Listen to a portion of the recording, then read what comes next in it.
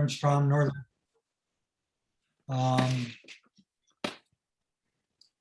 At Northern Kentucky University. I believe she's on her second ARC-15 grant now, and she'll be talking to us about her work on the characterization of SAM gene mutation impacts on cellular processes and genome instability. Welcome, Erin. Thanks, Bruce. All right. Are my slides showing up okay for people? Looks Yeah, good. perfect. Okay. Awesome. All right. So as Bruce mentioned, I'm at NKU and I am a professor in the Department of Biological Sciences. I'm going to talk today about two genes we've been investigating, SAM1 and SAM2, and the work we've been doing on what happens when they are mutated and what happens to chromosome instability in cells. So that's right. All right. So we utilize Saccharomyces cerevisiae, so the budding yeast, as our model system. And we do most of our studies in a diploid version to try to better model what might be happening in human cells. We're interested in chromosome and genome instability as a model for a phenotype we can measure in yeast that might be reminiscent of a first step or one step along the way in cancer development in human cells. And we originally reported back many moons ago on a collection of gene mutations that I had identified in a screen that impacted genome instability in a haploinsufficient state. And so my first R15 was exploring some of those genes, two of which, SAM1 and SAM2, which are paralogs, are what I'm going to talk about today. So SAM1 and SAM2 encode S-adenosylmethionine synthetases, and they are responsible for the creation of ADOMET from methionine and ATP. And ADOMET is kind of the universal methyl donor for basically all methylation reactions, and it's essential for cell viability. It's very important. It's the second most used cellular enzyme substrate right behind ATP. And it's exceptionally well conserved through evolution. The mammalian versions of these genes and alterations in ADOMET levels have been found in a variety of types of cancers. However, there's a significant variance in the alterations in different tumor types, whether it's too much or too little, and the cellular consequences of those variations are still unknown. So the first thing we set to do, since previous studies we had looked at were in our heterozygous mutants, were to make the full kind of complement of viable mutations and test these strains for impacts on genome chromosome instability.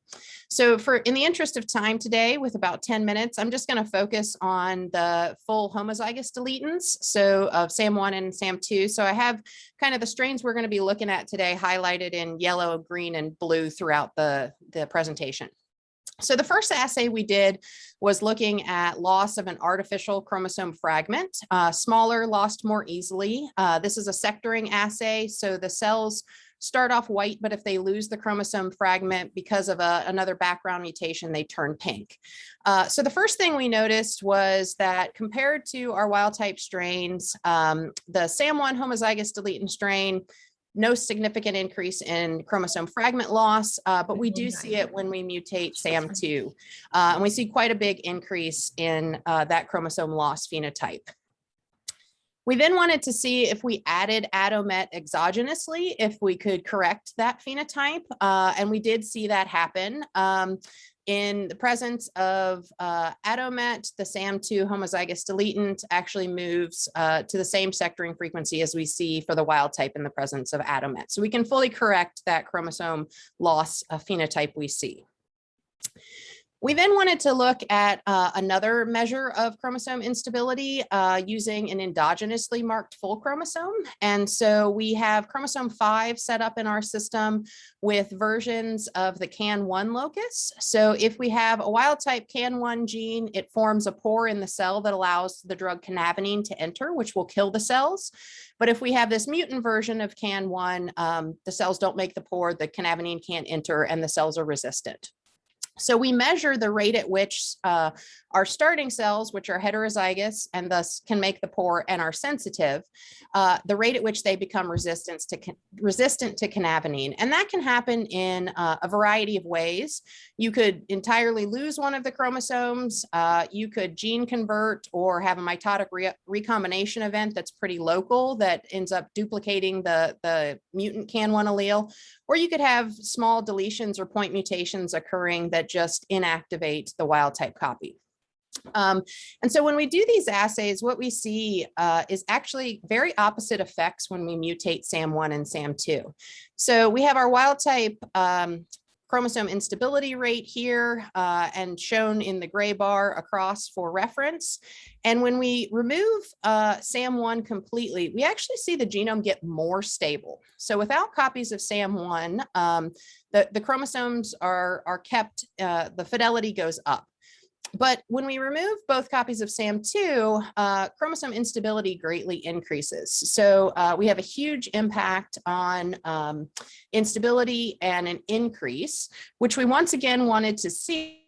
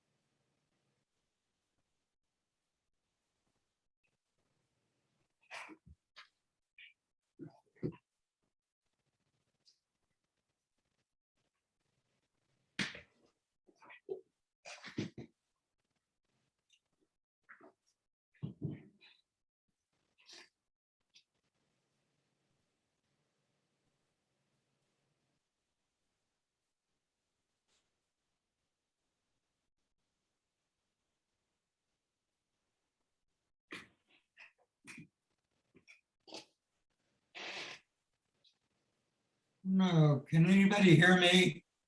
Yes, yes, Bruce, I can. I cannot see the presentation now. Yeah, I think we lost Erin. Mine froze for a little bit. I didn't know if it was my computer or hers, so it must have been Erin's. So yeah, it was kind of, it froze for a moment and then just kind of got stuck. I'm assuming she's trying to log back on here. Uh-huh. We'll give her a few minutes here.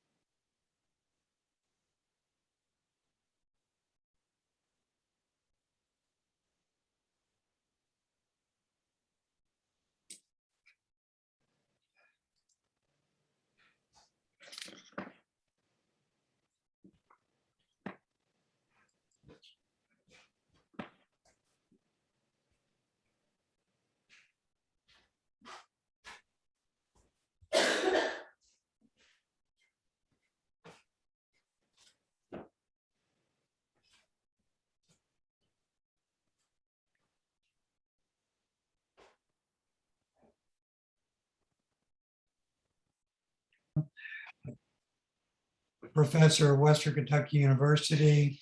And she'll be talking about her work on novel application of 2D nanosheet and DNA binding proteins for detecting antibiotic resistant genes.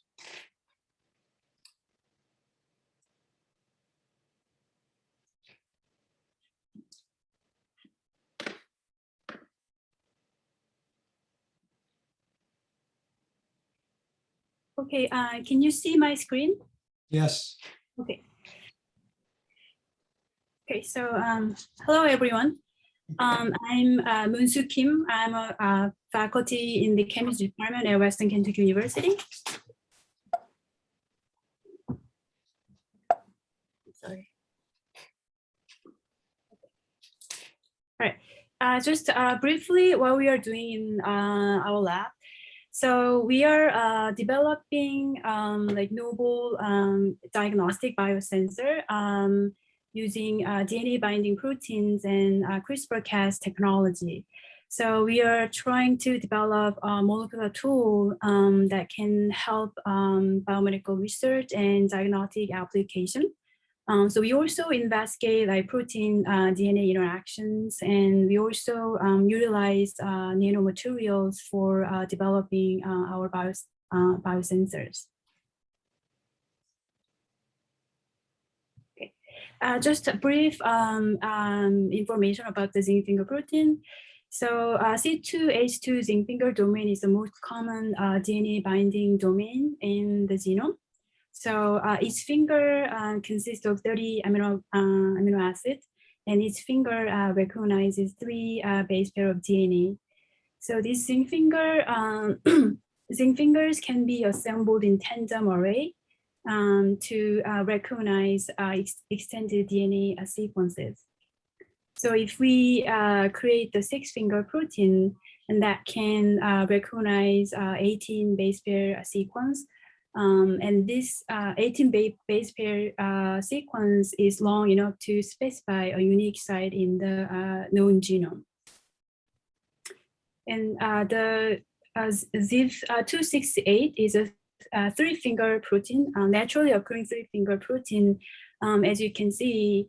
So basically, we have a zinc finger, and the zinc finger wrap around the double-stranded DNA. And they directly interact with DNA base, DNA bases. So the amino acid position -1 and 3 and 6 interact with a 5' and middle prime and 3' nucleotide. Okay, so zinc finger protein, so DNA binding protein directly recognize double-stranded DNA.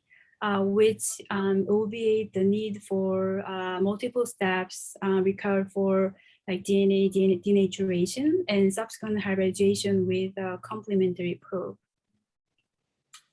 Okay, so let me briefly talk about how we design zinc finger protein. So zinc finger recognition module have been identified previously to recognize any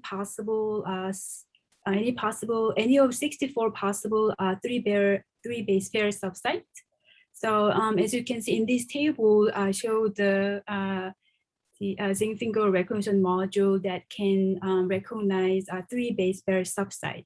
So for example, if we have, this is a target sequence, and if we have ACG as subsite, then we can basically use these recognition module. So we can basically assemble these zinc finger recognition module to create the zinc finger domain at various lengths to bind any desired DNA sequence. So we basically use the method called the modular assembly. And in our lab, we we basically use the custom algorithm program to design zinc finger protein. So we run the custom algorithm program by providing the target gene sequence. And once running the program and the multiple combination of zinc finger protein pop out, and we basically select our zinc finger protein based on our criteria.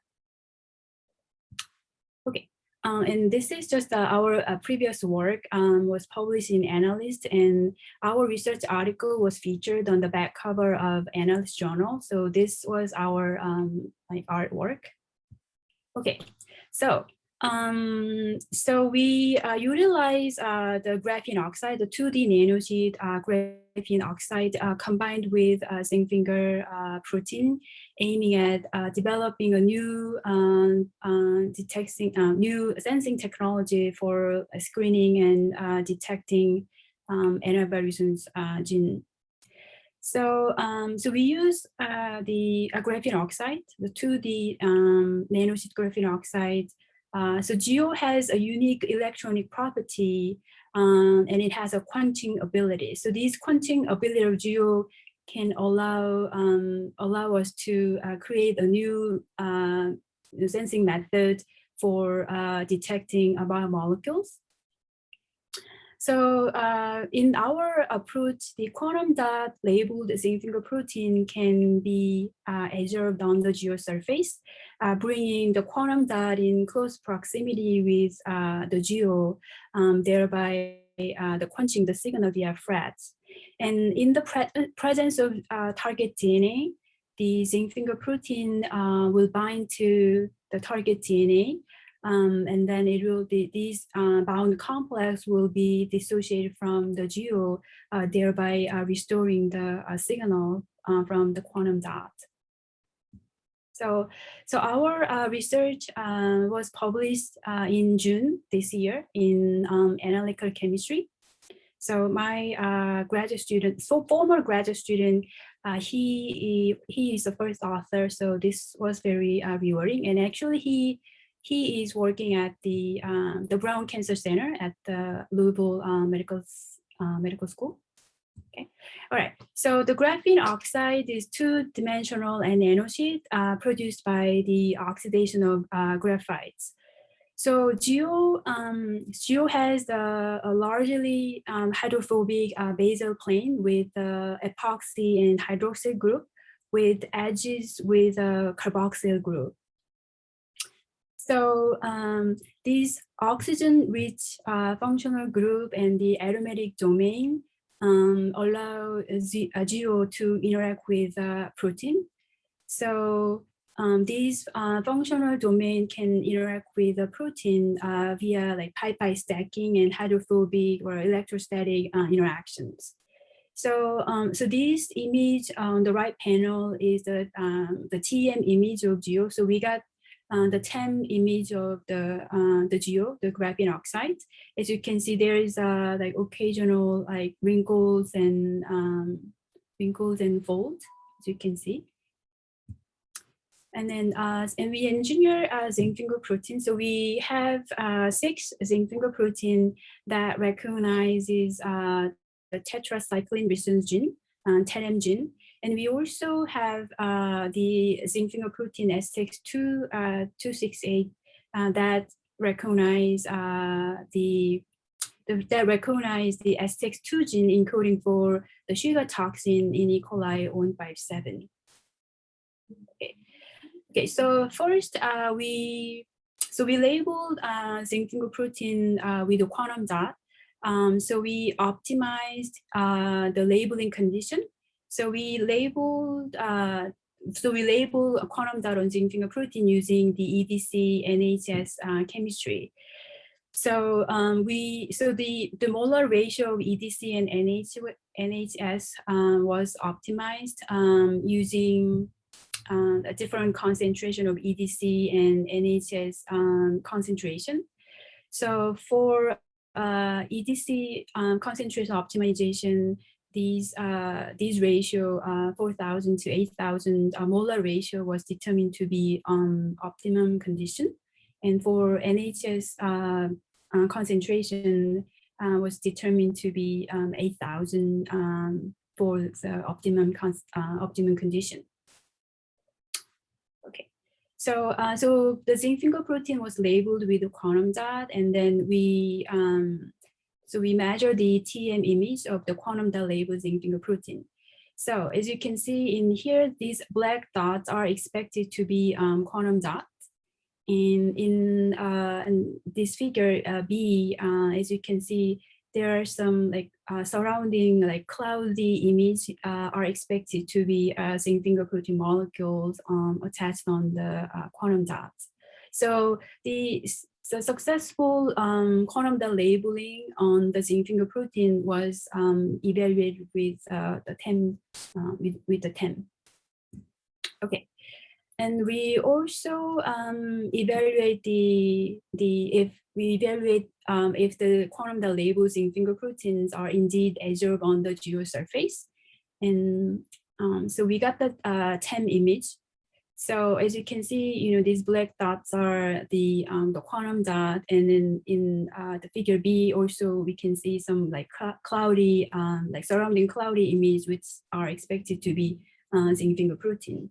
So as you can see, we see like a clear contrast among geo and the quantum dot and the zinc finger protein. So we confirm that the quantum dot labels zinc finger proteins are adsorbed on the geosurface.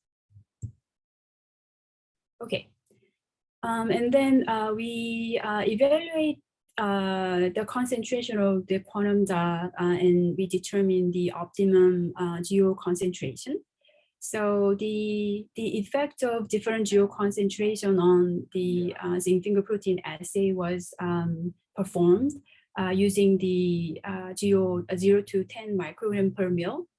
And in this plot, as you can see, at the 2 microgram per mil geo concentration, the quenching efficiency was approximately like 3%. And we believe that the excess quenching excess quenching would be unfavorable for zinc finger protein desorption from the geosurface, and using the minimum amount of the geo would be would better differentiate the signal from varying DNA concentration. So we use 2 microgram per mil geo concentration for our assay throughout the study. So we determined the sensitivity of our system for the ZFP S62268 protein. The limit of detection was determined to like 5 nanomolar, whereas the 1 nanomolar was determined to be the limit of detection for zinc finger protein TEM 1297. And we also examine the binding specificity of engineered zinc finger protein. So we incubate the target. Target sequence as well as non-target sequence. As you can see, when it is incubated with the target sequence, it has the distinctively high signal, whereas when they're incubated with the non-target or irrelevant target, the signal was very low. So our zinc finger protein was able to distinguish its own target from the non-target. So, in summary, our engineered zinc finger protein can be adsorbed on the geo surface and for direct detection of double DNA. So, in our developed geo-based biosensor with zinc finger protein provide high specificity and the good sensitivity, but we are in the process of improving, better sensitivity. So we actually design, different zinc finger protein to target different genes. And yes. So, our geo-based sensor can be further developed into like point-of-care testing method, and we can also utilize a different quantum dot which will have a different fluorescence signal at different wavelengths that allow us to develop like multiplex detection of antiviral genes in bacteria. So I think that's it. So okay, so Andy, the first author in this paper in analytical chemistry, so Andy is here. I mean, this picture was taken back in I think it was 2018, a little bit old, but anyway, so Andy is here, and then Andy is here, and Wendy, she is here. So she is also doing her PhD program in toxicology, pharmacology and toxicology at University of Louisville. So she just started on this semester. So so I'd like to thank the KBRIN, the INBRI for the funding, and with that, thank you for your attention, and I'd like to take any question if you may have.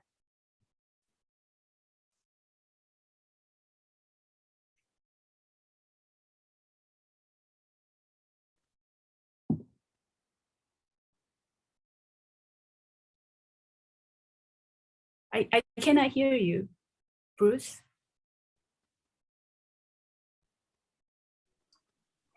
Okay.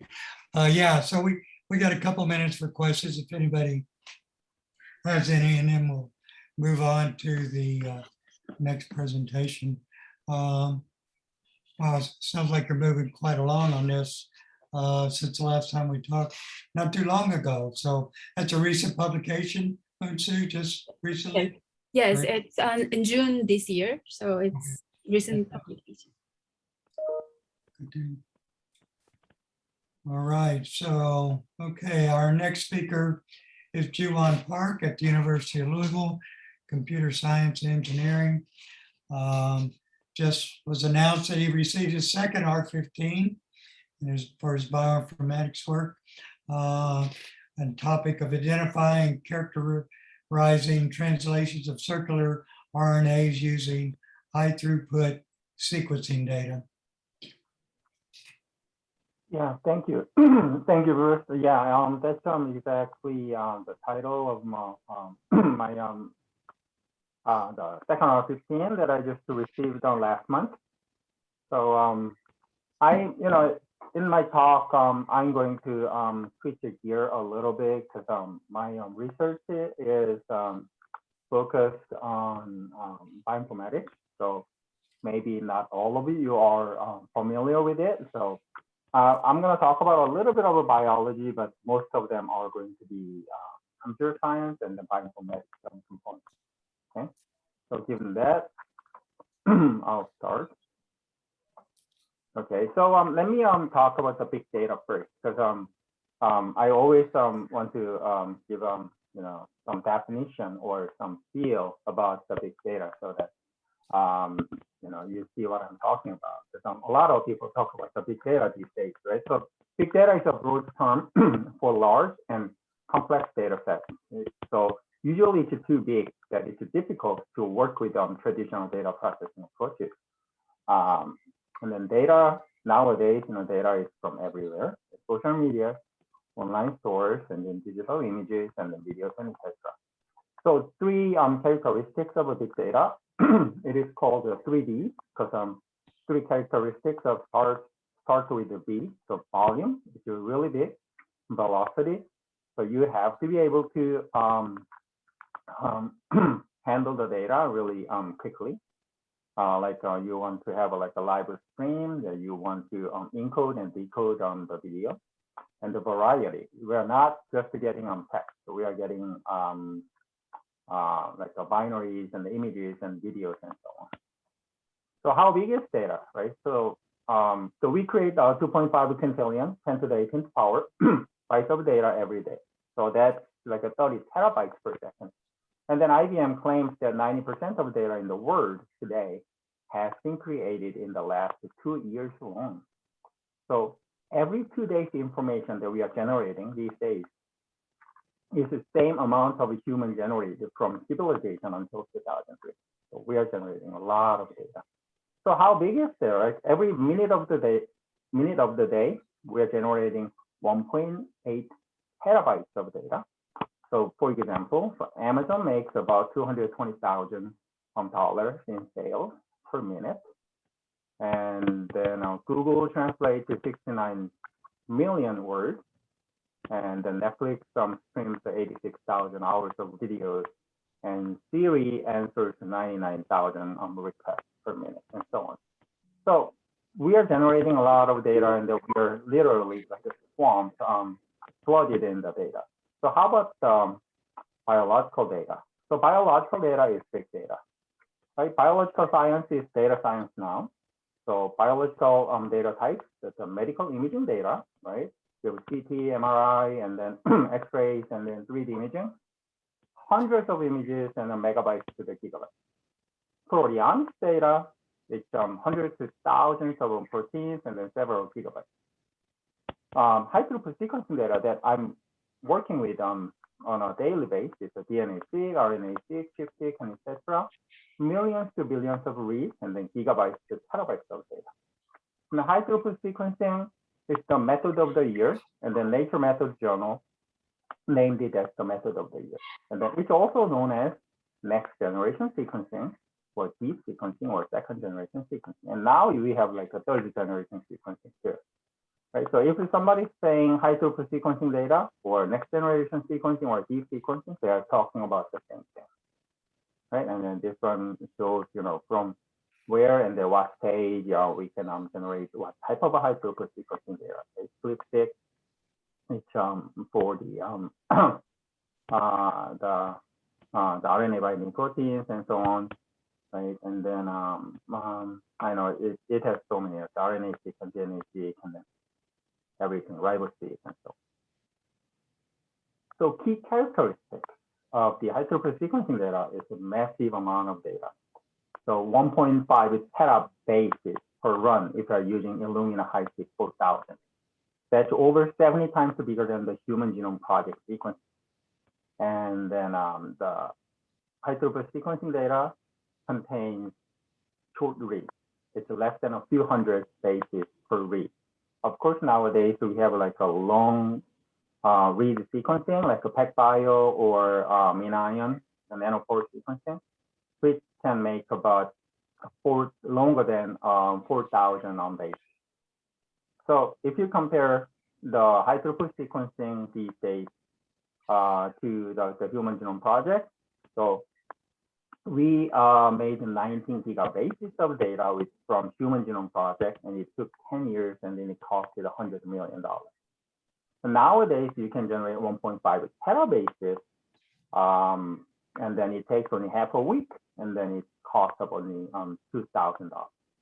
So when you see the dynamic drop in the high throughput sequencing cost, you can see that when you at the end of the Human Genome Project, $100 million to sequence like one genome, right? And then it goes down and goes down, and the next generation sequencer enters the market here. That's 2007. It still requires about $10 million. 2009 is the one that I jumped into bioinformatics, and it still costs $100,000, right? So at the time, if a researcher say that, oh yeah, I have a project using high throughput sequencing data, he or she sounded very ambitious, okay? But now it goes down and down and down. Now it's hovering around $2,000. So now it's very common for most of the labs to generate the high throughput sequencing data. So today I'm going to talk about of course, translation of the circular RNA. But before I talk about the translation of the circular RNA or circular RNA, I want to talk about some interesting concepts, p-value paradox. Okay, so when you look at the Drosophila, it has only 14,000 genes, and the worm has 19,000 genes, rice has 50,000 genes, and the human has only about 30,000 genes. Does it mean that rice is more complex than human? Of course not, right? So the p-value paradox means that the complexity of a species does not positively correlated with the number of genes that it has. Okay? So there must be some mechanism that makes us humans more complicated than rice, even though we have only half amount of genes. So when you think about the central dogma of the molecular biology, if one gene makes one RNA and then one RNA makes one protein, then the rice is going to make 50,000 proteins, and the human is making about 25,000 genes. 25,000 proteins, which does not explain why human is more complex than rice, right? So the mechanism behind it is called alternative splicing, meaning from the one gene, you can make multiple proteins, right? So let's say that we have 3 protein coding regions from a gene, which is exon 1, exon 2, exon 3, and then non-protein coding region called intron, okay? And the splicing happens when the gene is transcribed into the mRNA. So it's not using all existing protein coding regions or all exons. It's just splicing out the exon. Sometimes they splice out intron and intron 2 so that we have a mature mRNA of this form, exon 1, exon 2, and exon 3. Sometimes exon 2 is skipped, meaning we are cutting here and here. So the whole part, intron 1, exon 2, and intron 2, are spliced out so that we have this isoform, exon 1 and exon 3. So when they get translated, we have one form of a protein and then different form of protein. So from this example, we know that we can generate 2 proteins from one gene. So this alternative splicing is a dominant mechanism to generate protein diversity. Its regulation is not well understood, and then defects in alternative splicing contribute to disease, including cancer. So using high-throughput sequencing data, this is my main focus, right? So I make the RNA-seq, I generate high-throughput sequencing reads, RNA-seq reads in this case, and then map reads to the genome. Let's say that we have a genome with the 3 exons, and then one exon contains only C, and the second exon has A, T, T, and the third exon has all G. Okay? When I map the read back to the genome, there should be some read that map to the upstream junction, right? So let's say that we make 2 isoforms, CCC, AA, TT, GG, GG. That's the one isoform that includes the middle exon. So I'm going to call it inclusion form. And then the other isoform that includes only the first and the last exon, or skipping the middle exon. So it's going to be CCC, GG, GG, G, right? So when you sequence sequence those 2 isoforms, you're going to have some read from CCC, AA, TT, GG, GG, G, or from CCC, GG, GG, G, right? So you just map RNA-seq reads back to the genome, and then let's say that one read has a CAA.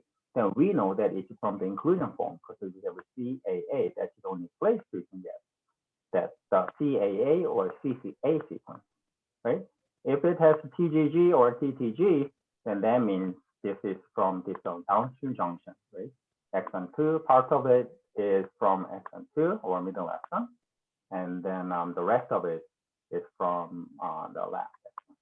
Or if you have a CGG or CCG, then we know that this middle exon is a skip, right? It's from this isoform, right? So this is how you can detect alternative splicing, right?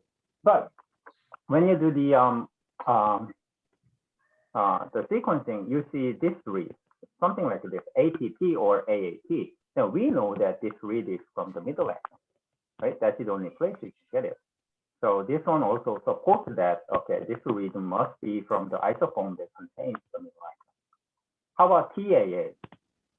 Okay, so there's no way you can get the TAA from 2 isoforms, right? CCC, AATT, GGG, or CCC, GGGGG, and there's no such a sequence, right? TAA. So at first we thought that this is the sequencing error and so on, but we ended up finding that this middle exon made the circular form. So this one makes the circular RNA, so that this TAA reads from the last, the sequence of the middle exon, and then it circles back to the start of the exon, and then we got the AA. So this is what it is. So if it's a canonical splicing, you just connect these 4, right, and then you have one isoform and one messenger RNA. But sometimes the circularization happens, and then you got the circular splicing, and then exon 2 and exon 3 get circularized, and then it generates one circular form that contains the exon 2 and exon 3. So this the junction, the end of the exon 3 and the beginning of the exon 2. This is called the back splice junction, and then this one contains a novel sequence. Okay, novel sequence means that it's a sequence that does not exist in the reference genome.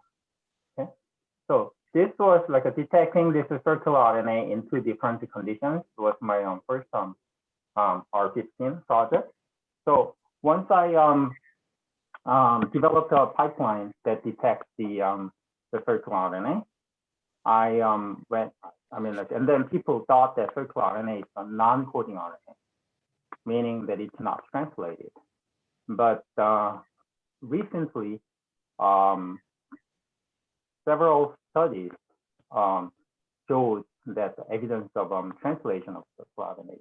So I got that idea that, okay, so since I know how to detect circular RNA, let's use another high throughput sequencing technique called RiboSeq to detect or predict the translation of circular RNA. Okay, so the question is circular RNA non-coding? Circular RNA can function as both non-coding and coding RNA. So this is what people believe these days. So I'll just talk about this. Circular RNAs can modulate microRNA activity by acting as a microRNA conjugate. Okay? So this is one of the most important the functions of circular RNA.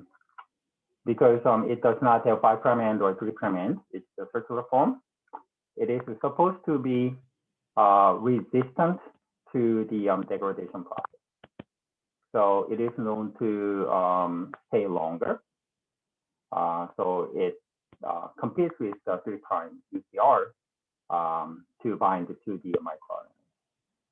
And the recent studies provided strong evidence for the translation of circular RNAs, and then proteins translated from circular RNAs are novel, of course, because it does not exist in the normal genome. Okay, and then recent studies shows that the proteins translated from circular RNAs can promote cancer cell growth, and then it can activate molecular pathways related to cancer development. Okay, and the alternative splicing and the circular RNA are associated with various diseases, Alzheimer's disease, and then ovarian cancer, and then many other diseases. Okay, so detection of the translation of circular RNA using high-throughput sequencing data, RNA-seq. Okay, so I'm checking the transcriptome to see if I can detect the circular RNA, right? So I don't know if you remember TAA sequence that I talked about. So if there's a sequence that goes from the downstream exon to the beginning of the upstream exon, then it must be from the back splice junction. So then that's the circular RNA. So I detect it, and then I just get the 50 BP from the back splice junction, and then 50 BP after the back splice junction, and I just collect all the detected circular RNAs, and I usually detect about 5,000 to 8,000 of them from one sample, and then I make the circular RNA specific index so that I can examine the RiboSeq to see that if there's any evidence for the translation. Okay, the RiboSeq is a ribosome profiling, and if you have a read that implies the translation of given mRNA or circular RNA, it implies the translation of a given mRNA or circular RNA. So that's how I do that. So I detect the circular RNA, and then I make the index, right? And use the RiboSeq to see that if any the sequence from the RiboSeq spans the back splice junction, right?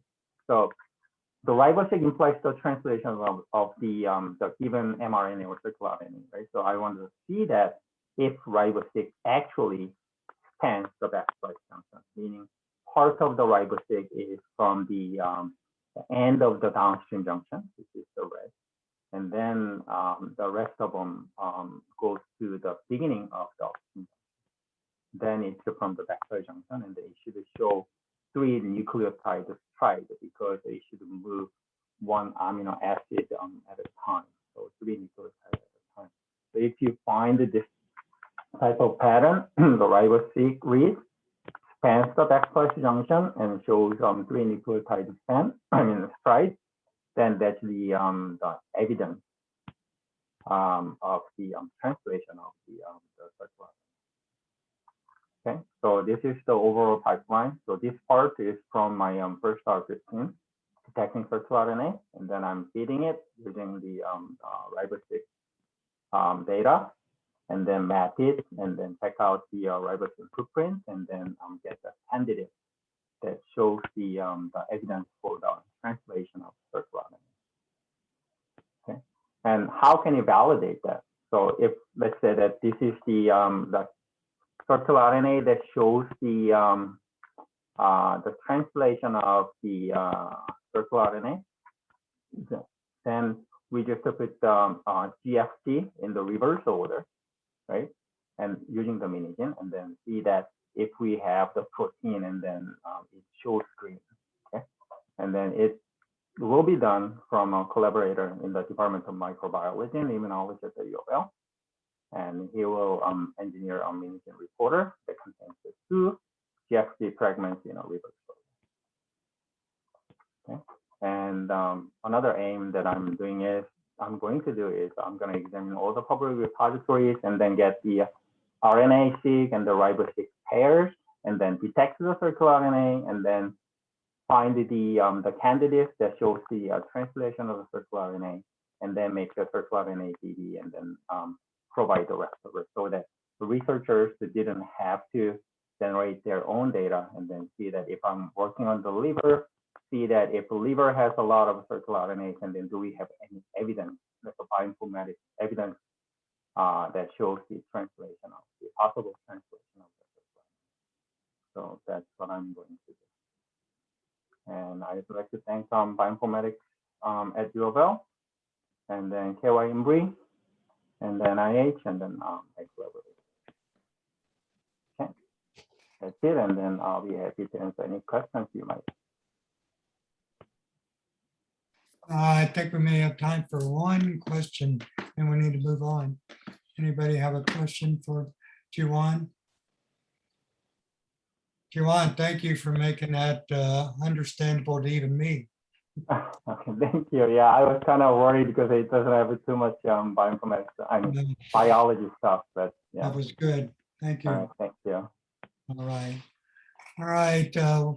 See that Michael and Erin are back with us now, but we'll move on to Michael's first since we're running low on time, and then bring Erin to finish in at the end for those who can stay. So Michael's at Northern Kentucky University, working on an R15 and a renewal proposal.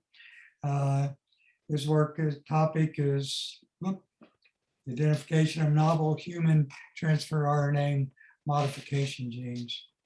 You're on, Michael. Okay, thanks. Hold on here.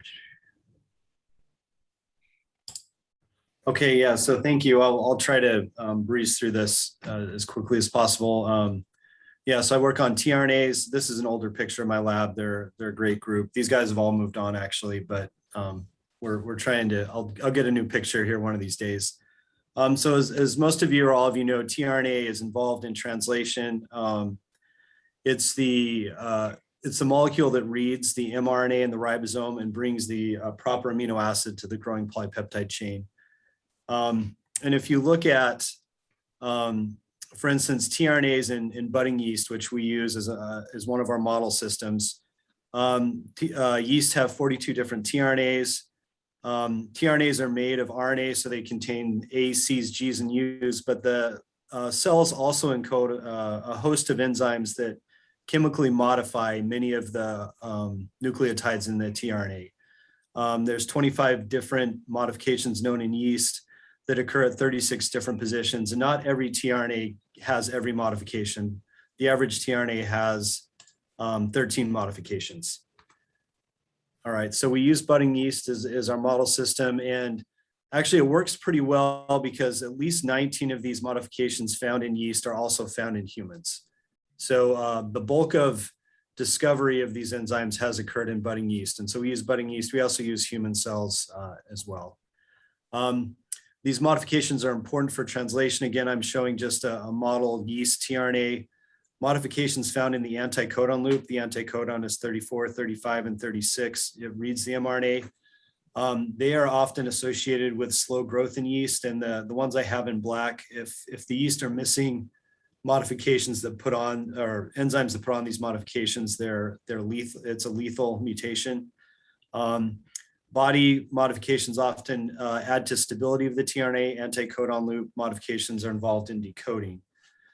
One of the most common modifications is a methyl group at the 2' hydroxyl of the ribose, and they can be found in yeast at these different positions. We focus on positions 32 and 34.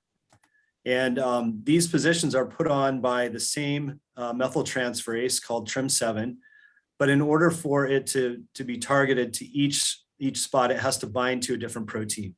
I discovered these proteins as a postdoc maybe 10 years ago. If TRIM7 binds to TRIM732, it modifies position 32. If it binds to TRIM734, it modifies position 34. Lack of the methyltransferase causes slow growth in budding yeast and fission yeast, and lack of both TRIM732 and TRIM734 causes the same phenotype. Lack of only one of them does not cause a noticeable growth phenotype. Now, why are we interested in this? Well, in humans, this is conserved for the most part. We know that FTSJ1 is the human equivalent of TRIM7. It binds, we think it binds to Theta, which is the TRIM732 equivalent, to form CM. And when I started this work, it wasn't known if WDR6 was the equivalent of TRIM734. Since then, it's been shown that it is. In humans, lack of this protein causes non-syndromic X-linked intellectual disability. And then Theta is associated with cancer, type 2 diabetes, polycystic ovary syndrome, and others.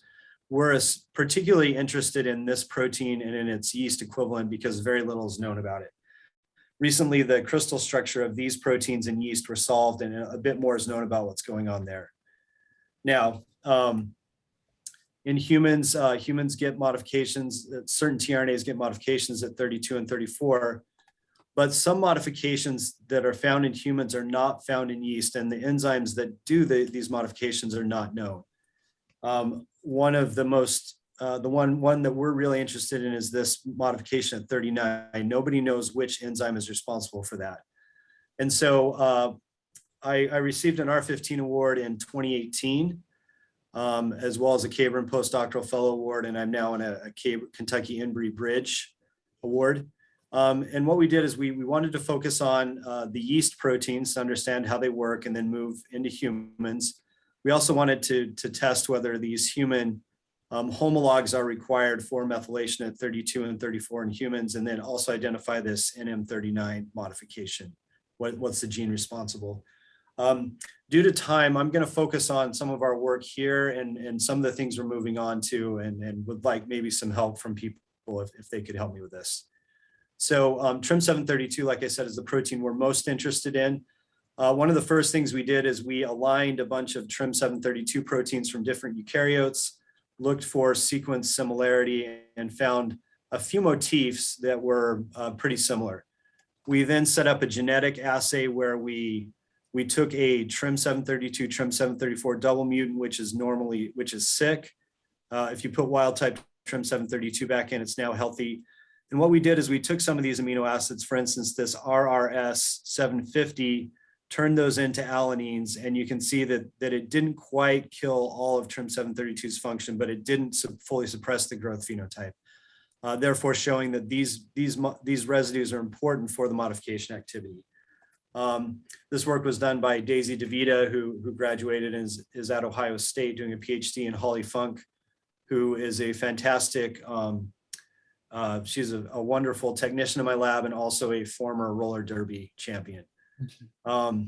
We also could show that the human equivalent of TRIM732, which is Theta, it's able to function in yeast, and we made the same mutations in the human version. We also saw loss of activity, showing that it's relevant to the human protein. This was done by Kendall, who's now in medical school at UK. But focusing here, as you can see, this was a knockout of, or a mutation of three mutation amino acids at once. So we wanted to test some of these individually to see whether we also got a phenotype. And I'll just briefly show you here this R748, which is one of these three we mutated. You can see it does cause some loss of function, showing that that 748 is important. But when we were doing this, this is a spot test. We also wanted to do a growth curve by just growing the yeast in media, and we have a plate reader that can just monitor growth over time. And what we found is that we can detect a growth difference using a 96 well plate with our single mutant versus our double mutant versus vector versus one that isn't that grows like wild type. This was work again done by Holly and Morgan and Alex, who, as you can tell, are current lab members, as you can see by their wearing masks because of COVID. But this allowed us to ask the question, we kind of found the low-hanging fruit for what residues are important, but we wanted to know, can we screen TRIM732 in a high throughput manner? And so this is one of the things we're working on right now, and we've developed, I'm going to call it a high throughput-ish screening. It's not fully high throughput, but here's how it works. We select a region of TRIM732, we perform random mutagenesis, plate those transform those variants into our double mutant strain and plate. TRIM732 molecules that don't function or don't function well would give you small colonies. The fully functional ones would give you healthy colonies.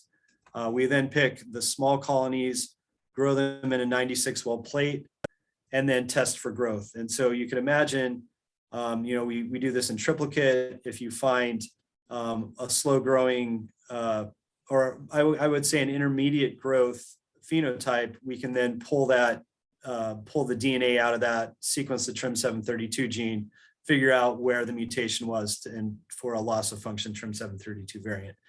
But again, this is high throughput-ish. What we'd really like to do is do our random mutagenesis, transform into yeast, plate, and then instead of going through all that, we'd love to scrape the cells, deep sequence, and then based on the amount of reads we get, we could identify non-functional variants that way. It would also allow us to easily sort out where you can imagine you could get nonsense mutations, which of course would also give you small colonies. Now, as a postdoc, I actually did something very similar to this. You can see we used deep sequencing and a high throughput analysis on tRNA. I was the in vivo part of that. Dave Young was the deep sequencing guru. And so a couple of questions I'm wondering if people in the network could maybe help me with is, we have some techniques to generate a library of mutants, but if other people have done similar things before, what techniques do you use? You can imagine doped oligos, or you could do some sort of mutagenic PCR. We've thought of both. And then, of course, if we went to this high throughput, we would need some expertise and help with, of course, the deep sequencing and the analysis. So this is one of the things we're looking at. I'd love if anybody has thoughts on this. Any of you yeast guys out there, if you have Pug 72, if you're a yeast guy, you might know what I'm talking about. Let me know.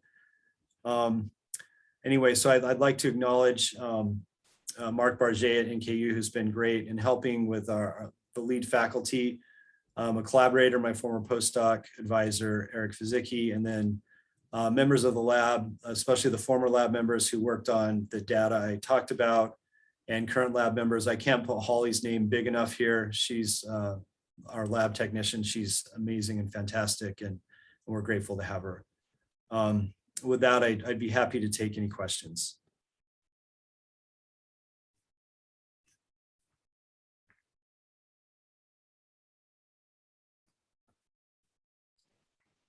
Okay, anybody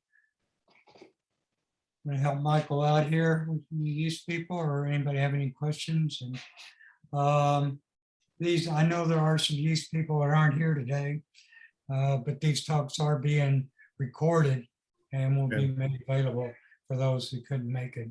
So hopefully that can generate some more help for you, Michael, or Okay. some questions about your work. So Michael, I have a question. So this 32 modification is 32. Is it? Do you think it's involved in decoding? Yeah, that's a great question. I just put in a new R15 application. We don't know what it does. It probably is involved. Some other modifications at 32 have been shown to be involved in translation, but nobody knows what this does. It's known that, I mean, all eukaryotes encode the enzyme machinery to do it, but what we're trying to figure out what it does and why it's important. Thank you. Yeah.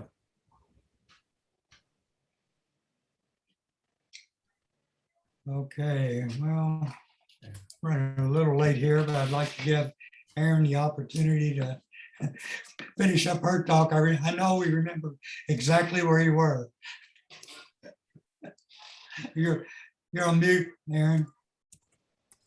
All right, let there you me share again. Yeah. See if NKU's internet can actually take it this time.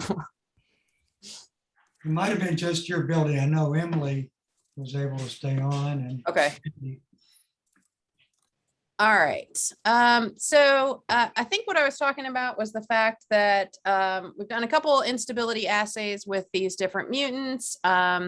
And the SAM2, full loss of SAM2 tends to increase the instability of our cells. And if we add ADOMET back exogenously, that corrects the phenotype. And that occurs whether that was for our lost phenotype of the chromosome fragment, or in this case, the instability rates with our endogenous chromosome. We wanted to try to define a little bit more what that instability might be on this endogenous chromosome. So we made some haploid strains where it's previously been shown that the mutations that occur in that CAN1 locus are predominantly point mutations. There's no way for this haploid cells to lose that entire chromosome and survive, and they can't gene convert or mitotically recombine with anything. And in this case, we see that there's no difference. So in either one of our mutants, neither one of those is increasing the rate of point mutations happening at this locus. And then we have a secondary marker on our chromosome 5 to be able to differentiate between the loss events and things that are more local, like gene conversion or mitotic recombination. And we were able to show that even in the SAM2 homozygous mutants that show the increased instability, that's all occurring through local events, not through loss of an entire chromosome. So the next thing we wanted to look at was how these genes were impacting each other in our mutations. It's been shown that there are different inducers and repressors for SAM1 and SAM2. And so we wanted to see what was happening in each of these mutations. What we found was in the SAM1 homozygote, we had no expression of SAM1. That was a great double check. But then we also saw an increased expression of SAM2. It was kind of the highest level of SAM2 expression that we saw across any of these. But then in the SAM2 homozygous mutant, we actually saw a decreased expression of both SAM1 and SAM2. So it was good to be able to see that there were expression difference that might be linked to these different phenotypes in the genome instability that we were seeing. And we wanted from there to look and see if we could characterize the amount of ADOMET produced in these cells. And those expression differences do correlate. In the SAM1 homozygous mutants that had an increased amount of SAM2 expression, we see an increased amount of ADOMET. And in the SAM2 homozygous mutants with the decreased level of expression of both genes, we see a statistically significant decrease in ADOMET levels. So this was all done kind of as part of my first R15 grant. And so my second one builds on trying to explore more in these particular categories. I'm going to skip that one for time, but aim one in this grant seeks to create a new marker system that'll allow us to better define the instability that's occurring. So right now we know that, well, we think it's not point mutations, it's not loss events. But beyond that, we can't get at some of the local gene conversion versus recombination versus truncation type events and distinguish those. So we are in the process of building this new strain that has additional marker systems down it on chromosome 12, and then through a colorimetric assay, again, this time black to white based on MET15 gene and some southern blotting, we should be able to determine or pinpoint much more exactly what's happening with our instability and what type of instability is coming up. The second aim of this current R15 is to look at what other changes are happening in the cells due to the alterations in the SAM genes and the methyl cycle. So I told you at the beginning that the SAM genes encode for a synthetase that combines methionine and ATP to make S-adenosine methionine, this ADOMET component. And then off of the methyl cycle, there's a lot of different regions that we could see playing a role in genome instability. So a couple steps down are produced polyamines, which signal for growth in cells. So if that's happening inaccurately or at the wrong times, maybe we're doing it before we're ready to. We also produce off of the methyl cycle glutathione, which is used as a reactive oxygen species sink. So with reactive oxygen species present, those can damage DNA, proteins, all sorts of things. So if our glutathione amounts are altered, that could be leading into why we're seeing instability. And then you can also see in this region that part of the methyl cycle feeds off to actually making our DNTPs, which are our building blocks for our chromosomes. And so if we have alterations there, we could see that that could impact our chromosome stability. So we are currently looking at measuring all of these different kind of endpoints that we could see related in our different mutants to try and find out what's happening in SAM1 versus SAM2, to find out if one of these or many of these could be leading into that instability. And then the final aim that we are doing as part of the current grant is to explore more globally some of the changes in the cells. So we have RNA-seq data on our full set of mutants, and we are looking at gene ontology and pathway mapping to see where there are changes and what might be happening, both to link that back to the genome instability that we are seeing, but also just to understand the full effect of these changes in having different amounts of the methyl donor present. And we also did a phenotypic microarray, which looks at about growth differences in our mutants in a set of 1,440 different conditions, which are different carbon sources, nitrogen sources, salt, osmosis, pH, chemical sensitivities, and such. And so we're also working to link these two data sets and see if where we can see growth differences, we can explain them by some of the differential gene expression we saw from the RNA-seq data.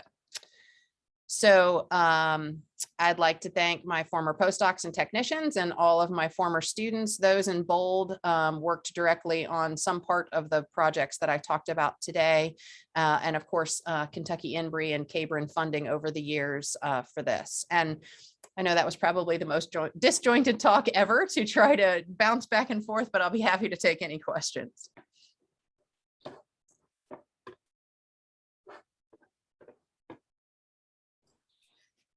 Thank you, Erin. Any questions for Erin? Comments?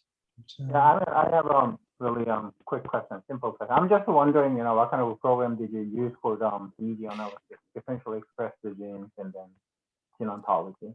Yeah, so for the gene ontology itself or for the RNA-seq data analysis? Oh, it was included. Okay. All right. Yeah, so I got two kind of pilot next gen sequencing grants through Cabrin to do the mutants in different sets, and the bioinformatics core does an original a first round of analysis of the data, and so part of that is the gene ontology stuff, but we've done it a couple times with a couple different programs that have different level of go terms to kind of see if we could dig some things out. And I don't remember them off the top of my head, but I'm happy to, I can look it up and I can send it to you and let you know what those were. Okay. Okay, thank you. All righty, anything else?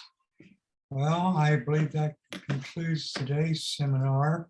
I guess we'll have another in 2 weeks, I guess. Yeah, second, fourth Wednesday. And I've been doing quite a bit of research here lately, trying to understand these new R16 Sure Awards. I'll probably mention them a little bit at our R15 workshop, which is on